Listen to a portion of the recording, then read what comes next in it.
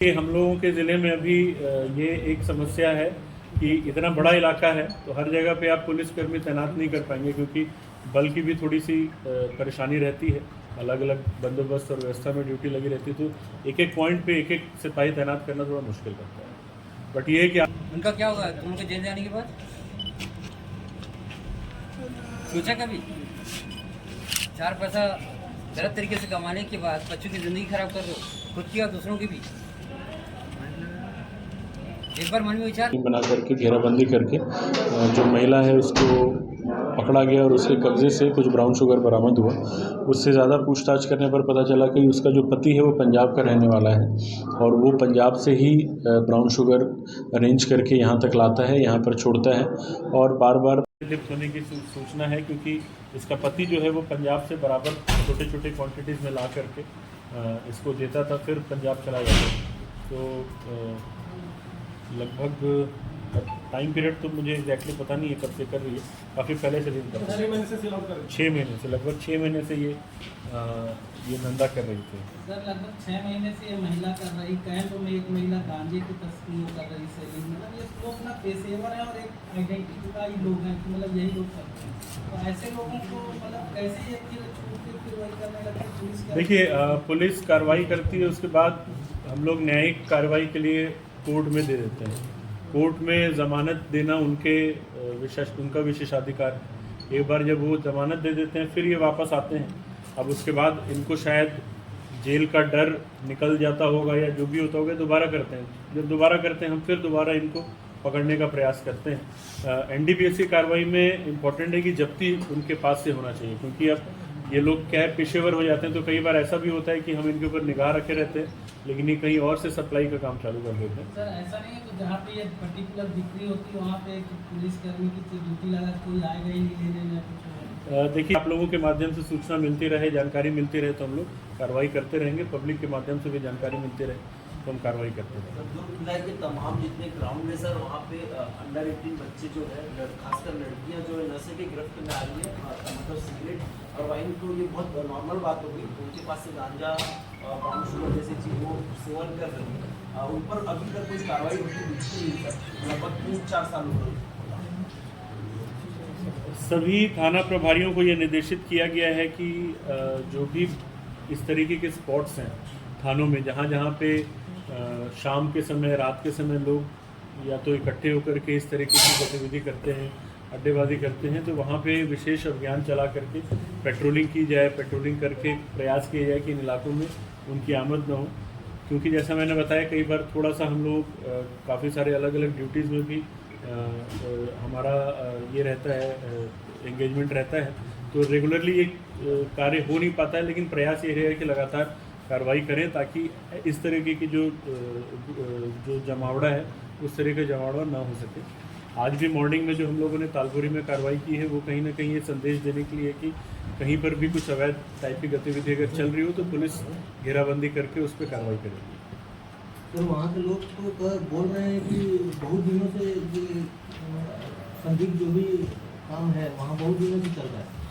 देखिए, लोग बाद में बोलें तो उससे कोई फ़ायदा नहीं है। अगर समय रहते हमको सूचना दें तो हम पहले कार्रवाई कर लें। आज की जो कार्रवाई थी वो स्पेशली किसी एक संदिग्ध गतिविधि के लिए नहीं थी, वो एक जनरल कॉर्डर एंड सर्च का हम लोगों ने प्लान किया था। जो ऐसे इलाके हैं जहाँ पे पहले रिकॉर्ड रहा है कि जहाँ से मतलब थोड़ा सा डिस्टर्बेंस रहा है, जहाँ पे अवैध गतिविधियाँ चली हैं, उन इलाकों में हम लोग लगातार आगे भी दबिश देते रहेंगे, कार्रवाई करते रहेंगे। सर ब्राउन शुगर की बात की जाए तो जिले में अमूमन मोहननगर थाना क्षेत्र में ही पाया जाता था, अब धीरे धीरे पूरे जिले में ये अपना पैर पसार रहा है, तो इसको रोकने के लिए क्या कुछ इंतजाम? जैसे ये वाली जो कार्रवाई है, इसमें जो सोर्स है वो पंजाब से हमको पता चला। अभी तक जनरली हम लोग नागपुर की तरफ के का सोर्स रहता था। नागपुर वाले चेन को ब्रेक करने में काफ़ी हद तक सफलता मिली है। काफ़ी सारी कार्रवाई पहले भी हुई है, उसके कारण नागपुर का चेन थोड़ा ब्रेक हुआ है। तो इसी प्रकार से अब प्रयास करेंगे कि इधर का भी जो चेन है उसको ब्रेक किया जाए। और जैसा मैंने कहा, इसमें सूचना बहुत इंपॉर्टेंट है। आपके माध्यम से, पब्लिक के माध्यम से अगर सूचना हमको मिले तो हम ज़्यादा बेहतर कार्रवाई कर पाएंगे। सर लोग धमलू नहीं जा पाते, स्मैक लेके चला जाता है, आ जाता है, क्या कारण पता नहीं? रेलवे पुलिस इसका अब जवाब बेहतर दे पाएगी कि क्या वो है, लेकिन मुझे ऐसा लगता है कि जब इतनी बड़ी संख्या में लोग ट्रैवल करते हैं ट्रेन में एक एक व्यक्ति की चेकिंग करना थोड़ा संभव नहीं होता। कैसे लाता था, किस तरीके से लाता था? ये बहुत बड़ी क्वांटिटी नहीं लाता था, छोटे छोटे क्वांटिटीज़ को पुड़िया में बना करके ले आता था। सर जहाँ पे बच्चों का जमावड़ा होता है, स्टेट में यूथ का जमावड़ा है, वहाँ पे जब पुलिस आती है तो सायरन मार के आती है और सबके सब भाग जाते हैं। कई हादसे हो चुके, पुलिस कई बार दबिश करने की कोशिश करती है। हम नहीं बोल सकते पुलिस काम नहीं कर रही है, पर जैसे पुलिस की गाड़ी की लाइट दिखती है या सायरन दिखता है, लोग वहाँ से भाग जाते हैं। भिलाई में बहुत सारे प्राइम स्पॉट्स हैं, दुर्ग में प्राइम स्पॉट्स हैं, पर पुलिस के आने से पहले लोग गायब हो जाते हैं। तो इसके लिए आप कुछ करिए सर कि सायरन बिना बजाए या फिर सिविल गाड़ी में जाए, सिविल ड्रेस में पुलिस वाले। बिल्कुल आपकी बात सही है। कई बार सायरन दिया भी इसलिए है कि पुलिस की उपस्थिति दिख सके, मतलब एक तरीके से वो लोगों को आगाह करती है कि भाई पुलिस यहाँ घूम रही है। कई बार उसका नेगेटिव इम्पैक्ट हो जाता है कि जो अपराधी है वो भाग जाते हैं उसके आवाज़ सुन करके। जहाँ तक जमावड़े की बात है तो जमावड़े में अगर कोई ऐसा स्पॉट है जहाँ लोग बैठ करके शराब पी रहे हैं या सिगरेट पी रहे हैं, तो प्रयास ये रहता है कि वो इलाका जो है वहाँ पे आम जनों को दिक्कत ना हो और उनको वैधानिक कार्रवाई हम उनके खिलाफ करते भी हैं। काफ़ी सारे थानों में पहले भी कार्रवाई होती रही और आगे भी यही प्रयास रहेगा कि इस तरह के इलाकों को हम लोग पेट्रोलिंग और अपने गश्त के माध्यम से सुरक्षित बना करते हैं। सर जैसा कि पिछले 6 महीने से ये लोग ये ड्रग्स के कारोबार में लिप्त थे, तो इनके टारगेट क्लाइंट कौन थे? युवा थे, महिलाएं थी या कौन थे? जनरली जो ट्रेंड अभी देखा जा रहा है, थोड़ा युवाओं में इस चीज़ की खपत हो रही है, तो इनके भी जो मेजर जो क्लाइंट्स थे वो युवा वर्ग से बिलोंग करते हैं। वैसे तो अदरवाइज और भी क्लाइंट्स हो सकते हैं, लेकिन मेजॉरिटी अगर देखा जाए तो युवा वर्ग ही है। सर ये कॉलेज वाले स्टूडेंट को भी देते थे? कॉलेज स्टूडेंट्स को भी सप्लाई करते हैं सर इंटरेस्ट। एक एक करके एक एक क्लाइंट के बारे में इन्होंने हमको मतलब स्पेसिफिक जानकारी इनको भी नहीं है कि कौन कौन क्लाइंट्स हैं। जो इनको जो जानता है कि ये इस तरीके का काम करते हैं तो वो अपने से आकर के लेकर जाते हैं। एक की प्रोफाइलिंग नहीं कर पाए, लेकिन युवा वर्ग के लोग ज़्यादा शामिल थे, तो संभावना है कि शैक्षणिक संस्थानों के भी लोग हो सकते हैं।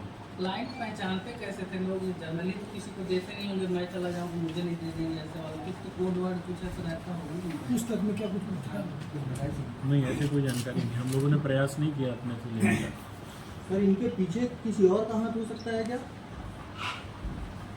किनके कोई सिंडिकेट या माफिया जैसे वो पूछना चाह रहे हैं। तस्करी कर रहे हैं ये। हाँ, मैंने बताया आपको, जो हस्बैंड है वो पंजाब से लेकर आता था, खुद ही जाता था पंजाब लेने और वहीं से लेकर के आता था। एक पुड़िया का क्या रेट बेचते थे ग्राहकों को? आपको जानकारी मिला होगा? गुड़िया का क्या रेट है? सबका अलग अलग है, ये ऐसा कोई फिक्स रेट नहीं है इनका। लाते थे और अपने हिसाब से कस्टमर देकर जैसे 147 ग्राम का कीमत लगभग मार्केट में हम लोग 7,40,000 आंक रहे हैं अभी, तो उस हिसाब से आप एक पुड़िया में अगर 1 ग्राम है तो आप समझ लो कि कितना 100 रुपये 250 के आसपास कहते हैं कोई अगर एक केस में कितना लाता था महीने में कितना? अलग अलग, ऐसे कोई फिक्स नहीं था कि इतना ही लाना है, वो अलग अलग टाइप के ये लाता था, सप्लाई करता था, कुछ दिन रहता था, फिर चला जाता। कोई फिक्स पैटर्न नहीं था कि इतने दिन में आएगा और इतना ही क्वांटिटी लेकर आएगा। जितना ये क्या आगे जो इनके जो पीछे जो चेन जुड़ी है वहाँ तक जाने की बिल्कुल, मैंने आपको पहले ही बताया कि इनसे जो भी जानकारी मिली है उस पर भी हम लोग काम कर रहे हैं और कोशिश करेंगे कि इस चेन को ब्रेक किया जाए। Thank you sir. पहले खड़ा कर दो जैसे लोग बोल रहे हैं। सामने इधर सामने आ आप उधर सामने आ बस बढ़िया कब से कर रहे हो आप? 5-6 महीने। 8 महीने से। इससे पहले क्या काम करते थे? ड्राइवर हो? पंजाब से वहीं से लाते थे? कहाँ खपाते थे? भिलाई में। 1 महीने में कितने बार लाते? क्षेत्र में सूचना मिल रही थी कि एक महिला ब्राउन शुगर बेचने का कार्य करती है और सूचना मिलने पर वैशाली नगर पुलिस द्वारा अलग अलग टीम बना करके घेराबंदी करके जो महिला है उसको पकड़ा गया और उसके कब्जे से कुछ ब्राउन शुगर बरामद हुआ। उससे ज़्यादा पूछताछ करने पर पता चला कि उसका जो पति है वो पंजाब का रहने वाला है और वो पंजाब से ही ब्राउन शुगर अरेंज करके यहाँ तक लाता है, यहाँ पर छोड़ता है और बार बार इस तरीके से वो ब्राउन शुगर इसको उपलब्ध कराता था।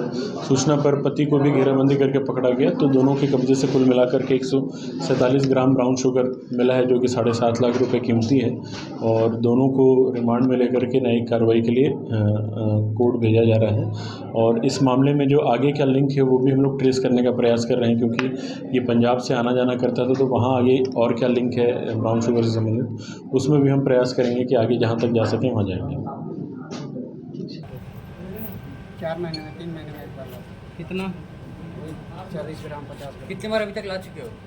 3-4 बार। इतना पैसा कैसे आता था इतना? उनको क्यों लेके आ गए इस काम में?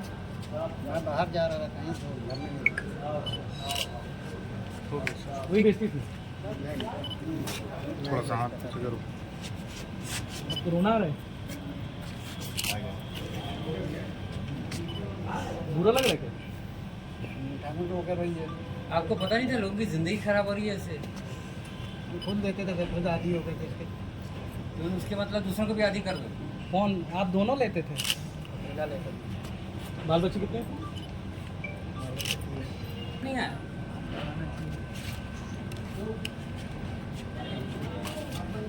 तुम्हारे बच्चे भी अगर ड्रग्स लेना शुरू करेंगे तो अच्छा लगेगा? सोचा कभी तुमने इस बारे में? दूसरों की ज़िंदगी खराब कर रहे हो, अपनी औलादों की ज़िंदगी खराब होगी तो ऐसी बन गया। नहीं सही है। देखो बेकार में